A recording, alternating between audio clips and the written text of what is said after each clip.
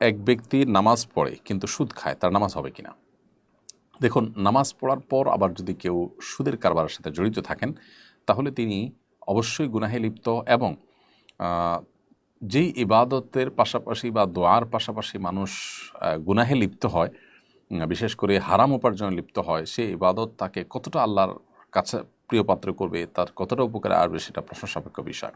তবে দোয়ার ক্ষেত্রে স্পেসিফিক বলা আছে যে হারাম উপার্জনকারী, হারাম ভক্ষণকারী, তার দোয়া আল্লাহ তাআলা কবুল করবেন না। আর নামাজও কিন্তু এক প্রকারের দোয়া, সেই অর্থে নামাজটাও আল্লাহর কাছে কবুল হওয়া সুদূর পরাহত। অতএব তার উচিত হলো সুদের কাছ থেকে সরে আসা। তবে এর মানে এই না যে তিনি নামাজ ছেড়ে দিবেন। তিনি নামাজ পড়বেন, দায় মুক্তির জন্য তাকে নামাজ পড়তেই হবে। আল্লাহ সুবহানাহু ওয়া তাআলার কাছে অ্যাকসেপ্টেবল হবে কিনা সেটা তো ভিন্ন বিষয়। কবুল দুই প্রকার, একটা হলো যে নামাজ বা যে কোনো ইবাদত সঠিকভাবে করা, আল্লাহর কাছে সেটা দায় মুক্তির জন্য গ্রহণযোগ্য হওয়া।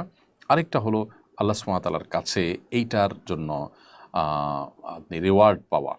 এই দ্বিতীয় প্রকার কবুল এখানে হওয়ার সম্ভাবনা ক্ষীণ, তবে দায়মুক্ত আপনি হয়তো হয়ে যাবেন।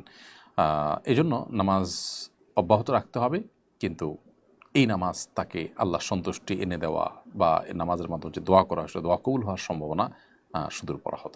এজন্য তার সুদের কারবার থেকে বেরিয়ে আসতে হবে।